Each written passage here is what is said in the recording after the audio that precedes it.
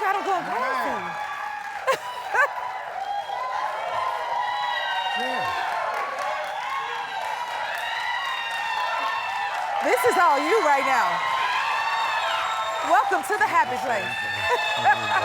That's right. Thank you. Jen, what's up with this? It's all love. We call it the happy place, and we just This want to is- celebrate you, Omari. Nobody has the welcome introduction like the J Hud Show. Yes! Body. Thank you Crazy. for that. Did you It's enjoy a the disco. spirit tunnel? Yeah. I You saw call you it spirit working tunnel? it. Yes, that's the spirit tunnel you It's just so came hot. through. That's so hot. You enjoyed that moment? First of all, I appreciate the spirit tunnel. I need it.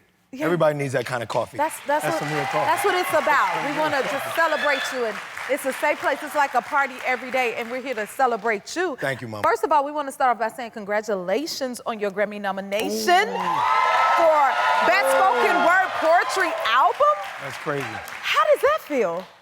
I feel like I'm edging closer to the huddle that Jennifer Hudson is in one of 21 of, and she's an EGOT, as y'all know. Give it up for that. Thank you. So I feel like I'm, getting closer to. I just want to get, when it's all said and done, I just want to get to heaven and God go, okay, everything I put in that bag is pretty empty.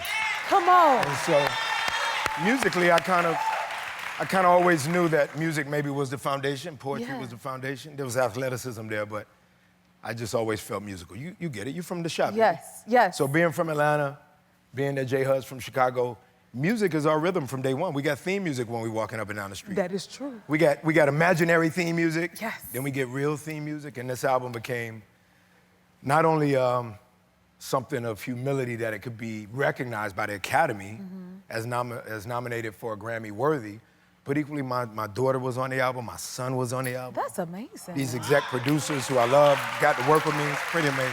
Wow. You know how it feels. Oh, I totally understand. Now, you were an athlete originally, too? So you yeah. do a bit of everything. A little bit of everything. What did you play? Football, basketball, baseball, ran track. Oh. Yeah, a lot of stuff. So how did you get into acting from being an athlete? From being an athlete. I think, back to your point about the album, foundationally, I was a poet. And so I think, we really got to recognize, and I got down right here in Los Angeles at Melrose and Fairfax, the Poetry Lounge. And I really found my thing. Yes. Chicago, the Rituals, which was an incredible poetry spot. New York, New Eurekan Cafe. So I kind of was rocking around in different, the Apache in Atlanta. So by the time I got to that point where money was drying up, in terms of what I thought football would come with, and once God said, nah, that ain't gonna be that, put the cleats up, I think I went back to that thought of, well, I'm a poet, and if storytelling was what God was saying I must now go do differently. Storytelling in it, yes. Say that again, Jay? The storytelling in it, the connection of storytelling that. in it made me go, I could remain a poet, and I'm probably on a stage that is pretty sizable, but you could hear God going, no, I need the stage bigger, and if you go do the thing, then it's bigger. You got a Jennifer Hudson that comes, thank you. Well said. You got a Jennifer Hudson that comes from you obviously come from a stage very familiar to us, and that being, of course, American Idol.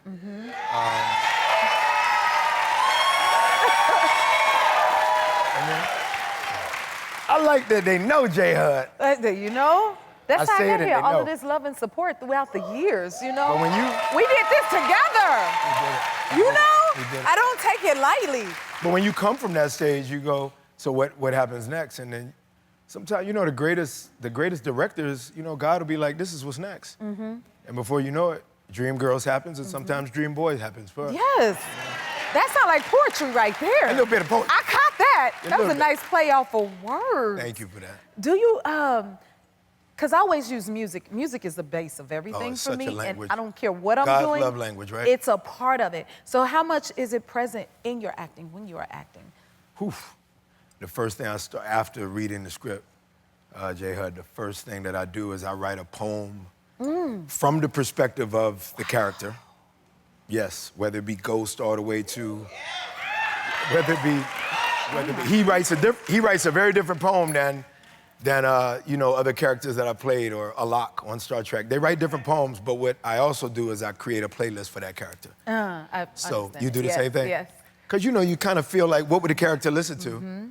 So music is so important to me. I asked Big Daddy Kane one day, we were in the studio together. I said, Kane, did you know I did music? He said, bro, you can tell the way you walk that you did music. And I said, wow. You got a rhythm in you. We can tell. Can you you can tell? tell when music is in someone? When it's in Oh, someone. yes, definitely. And the spirit tunnel would tell on them, too. I saw you. When you was in, I said he is connecting, first of all, with every person in the spirit tunnel. And then I was like, I know you're an athlete, and you're an actor, and you're a poet. Then I was like, is dance in there, too? Because you, But I think we have to, right? Yes. I think we have to. Any of us that come from the tribe where the drum is inside, all you need is a moment. And you gave me moments, plural. Come you on. The music, and then we live in that moment. That's it. Respond to. That's a true performer That's right it. there. That's it. You better be an artist. Oh my goodness.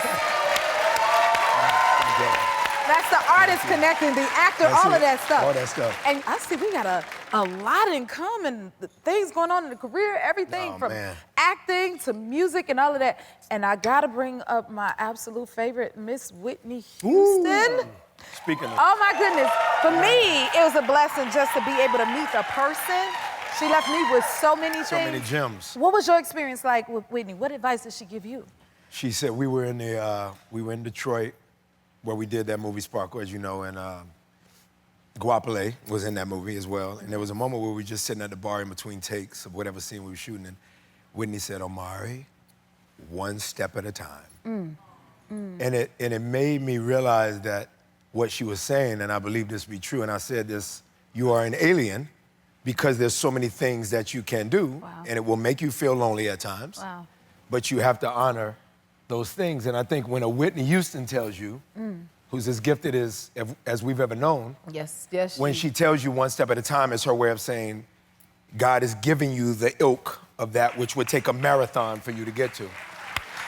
And I don't know what, for me, I don't know what get to is. I don't know what you guys in the crowd have in your individual thoughts about how you wake up, brush your teeth, see yourself in the mirror.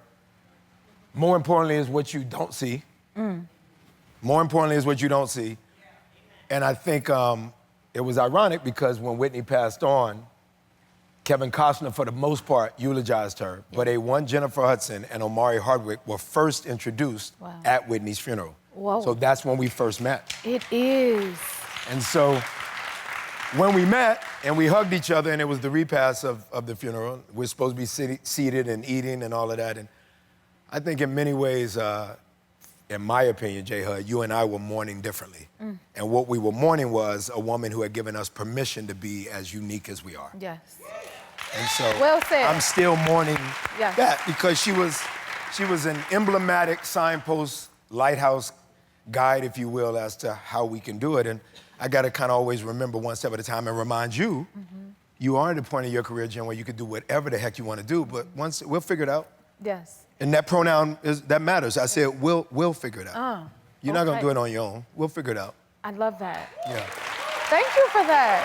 I feel like she's speaking through you right now, Miss Houston. She was special. Yes, she was. Is special. She still is She is to this special. day. Yep. And dear to us all. Congratulations on the Star Trek Section 31. Man. You've been doing some great things. That is fierce. Fashion forward. That's everything. Can you tell us what we can expect? Yes, you can expect, first of all, if you're not a Trekkie, you can expect to still enjoy this film. You don't have to have watched anything prior to get it. It's a picture. It happens in a particular space and time and space, pun intended, where this story is not one that we've seen within the Star Trek space. My character is Ghost in space, no, right? He is absolutely ahead of a ragtag group, a motley crew, if you will, of some rogue characters, and we're still given the mission to police all the galaxies, Earth included, and maintain the order that Gene Roddenberry in creating Star Trek wanted maintained. And then we think that Michelle Yeoh can aid in that, and policing, because she's been criminal enough for me to recruit. She's been just enough bad for me to go, come work with me. So we're trying to work together.